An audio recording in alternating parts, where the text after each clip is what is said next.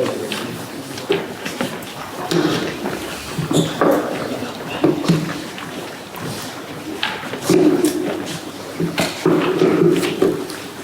drill, start with James, then Joe, and then we'll do opening balls for the UK.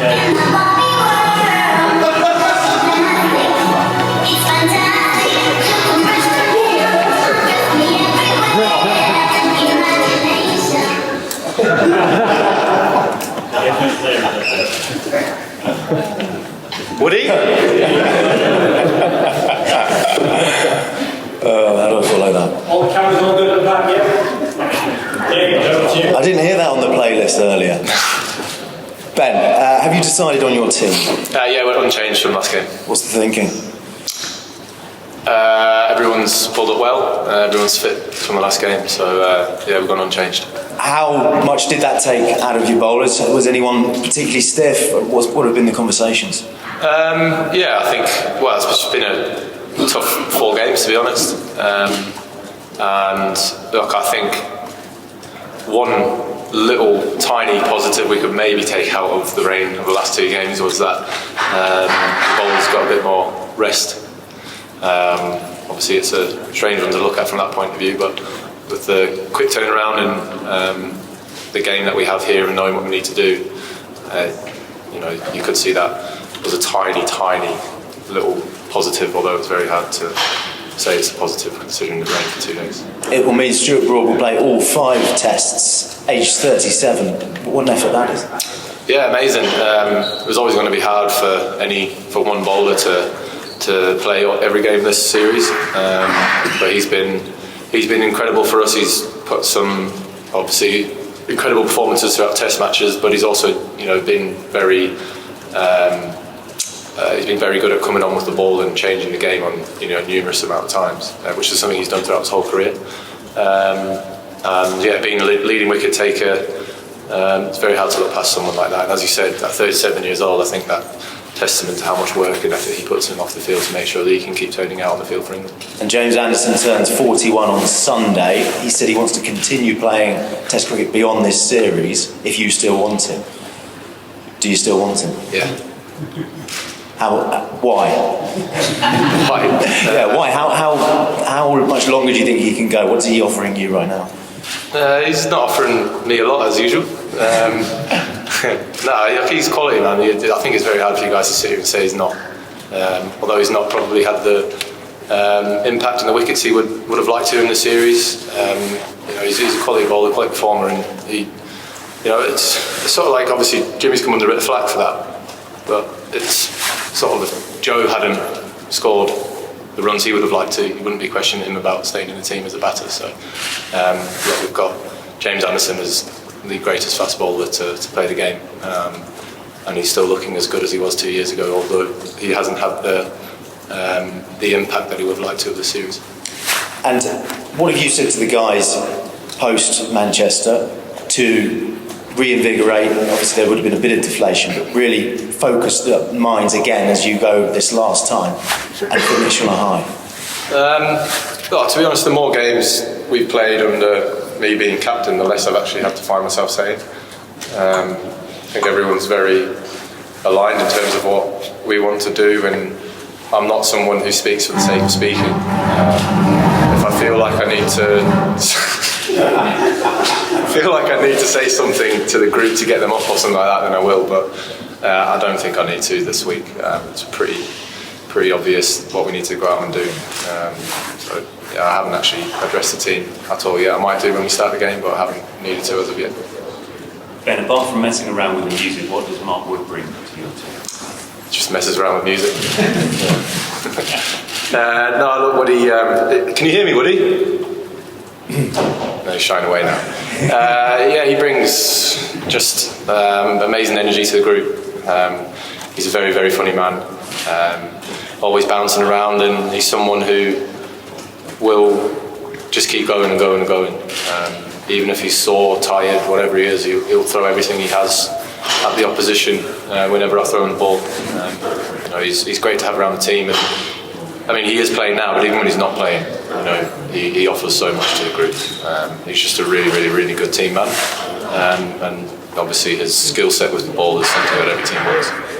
This series has taken us all, I guess, through a whole range of emotions, and that's the great thing about the Ashes. It always seems to us that it has a greater intensity and excitement than any other period of cricket, if you're connected with England and Australia, I think. How have you found it all as being the captain in all this, Ben? Yeah, well, it's my first Ashes series as captain. It has been gone through a few different emotions than I have in previous series or have not been. But it's funny, said downstairs actually, leaving Manchester after the game was done. Never left the game pretty emotionless. It was a really bizarre feeling. Because obviously the game petered out the way it did because of the weather. And yeah, you sort of look back and go, do you wish we either have gotten beat or we had played, Australia managed to I don't know, pull a draw off in that situation? Because yeah, leaving the ground where you can't really do anything, where you can't do anything, it's a very strange place to feel and strange place to be, and it makes you feeling very odd. You know, shaking hands with the umpires in the opposition at the end, you could see that from both sides. It was just sort of like an emotionless. Australia retained the Ashes, we couldn't win it back, but it was just like, yeah, it was very bizarre. And that's, you know, two teams of professional athletes. They want to be out there, they want to be playing against each other and doing what we do. But unfortunately, we weren't able to do that. So yeah, it was a pretty flat feeling, but we've got rid of those emotions and we're all set for this week. Was it difficult to get rid of those emotions? I know exactly what you mean. I think maybe even spectators felt the same way, and even coming to the Oval, that flatness was still around. It's inevitable, I suppose. So, I mean, from your perspective, what's the motivation to get you from that flatness to the point where we always see you in a match? Well, I was putting the shirt on, walking out, representing the country and leading this team out was all the emotion that I need. Thank you. We'll go down, Brenton. G'day, Ben. You, as a team, done a lot tactically, attitude-wise for Test cricket the last 12 months or so, and probably as much as you can do in terms of the England team specifically. Have you got ideas more broadly as to, I suppose, what you'd like to see happen around the world in terms of, you know, it's obviously more popular in some parts of the world than others. What other suggestions or ideas you've thought about when, I guess, taking on that mindset? I think it's not fair on me to say that this is how every team should be playing or be thinking about it, because every team's got their own way of operation. And I think, you know, teams find a way to play that best suits the individuals they have in their team. And every team around the world is different. Every other team has a different setup or a different dynamic, and the dynamic that we have and the cricket that we play best suits the individuals in this team. But yeah, so we're doing our part as a team and as a group of players in England.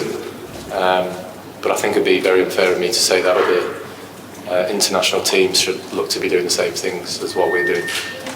And just in terms of, I suppose, the way cricket is scheduled, things like that, I suppose the bigger picture stuff that goes beyond the tactics and the way to play? Not really. I mean, Test cricket just needs to stay. Whether or not that means that the people in charge of that at the ICC need to embrace the fact that Test cricket needs to survive alongside the other formats.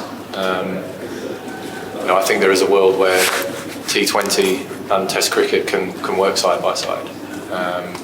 I think T20 cricket has obviously helped the Test cricket in terms of some of the play that you see in the modern era. Because without T20 cricket, you wouldn't see some of the shots or some of the plays coming through because they've been brought up on, you know, white ball cricket and T20 cricket especially. So you think in 10, 15 years' time, if Test cricket's still around, and the players who have been brought up around white ball cricket, Test cricket could be even more entertaining from a whole, you know, worldwide point of view, rather than just sort of us at the moment in terms of the way that we're playing. Go down at the front, Andrew and Scott. Thanks, Ben. You touched on Jimmy Anderson. You said he's the greatest fast bowler to play the game. Are you convinced that he's ahead of the likes of McGrath, Steyn, Mosamakram, Ambrose, Marshall, etc.? And if so, why? You only faced Steyn.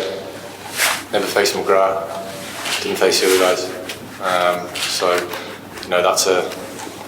I've obviously faced a lot of them, been on the field a lot with them, and nearly 700 test wickets, I think, is phenomenal to be able to do it, and obviously all around the world as well. Look, everyone's got an opinion on those kind of things, and my opinion is that James Anderson is the greatest fast bowler to play again. Go ahead. Ben, I can't imagine you followed it closely, but in Australia during the Old Trafford test there was suggestions that Pat Cummins should maybe give it up as a captain, even though he was 2-1 up in the series and had recently won a World Test Championship final. I was wondering, as someone who's sort of similarly early in a captaincy journey and has had a fair bit of success, what you would make of those kind of calls and whether they're fair or otherwise? Not sure why someone would say he should give it up, to be honest. I think he's done a great job for Australia. I don't know who's made those comments about Pat, but no, I think he's done a great job for Australia cricket and taken over the time when he did. Probably a little bit unwarranted from whoever said those. That's coming from an Englishman to an Australian, so yeah. Scott, how was that as well?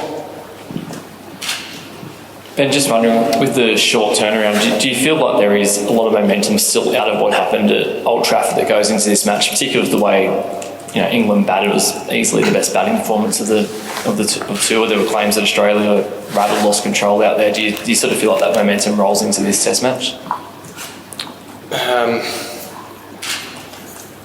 I think it could do, but it's a new game and things can play out differently. But look, I think we just need to go out there and just put the same amount of pressure that we've been trying to do throughout this whole series onto Australia. And I thought the way in which we did that at Old Trafford, sort of Australia didn't have an answer, particularly when we had the bat in hand. It was great viewing. Watching the lads go about their business with the bat, but same old thing. It's a completely different game, and we'll just have to start all over again. Were there things you thought you did at Old Trafford as a team with the bat that you did differently there to in the first 3 tests of the summer? Like, obviously it was by far the fastest scoring you guys have batted at. Was it like approach because you knew you had to win? Was it simple that, or were there other things that you thought you did differently at Old Trafford? No, we just executed what we wanted to do a lot better than we did. A lot of things come down to execution, especially as a batter. If you don't execute what you want to do, unfortunately that can end in your day over as a batter. Everyone's got plans and how they want to go out and play. When you don't execute what you want to do, then, as I said, unfortunately you can be walking off. But it was our execution of the plans we wanted to do were very good at Old Trafford. And a couple of times in this series with the bat, the execution of the plans we wanted to do weren't. So, I just put it down to much better execution last week. Last question, please. Wood is at large, just above you now, by the way, just to warn you. Just looking at your own role in the team, Ben, obviously, prime role with the bat and captain. Bowling-wise, you've only managed, I think it's 29 overs in the series. How do you see yourself as a natural rounder evolving? Is that because you see me bowl spin before? Yeah. Look, I think there's probably a time to think about that after the series, but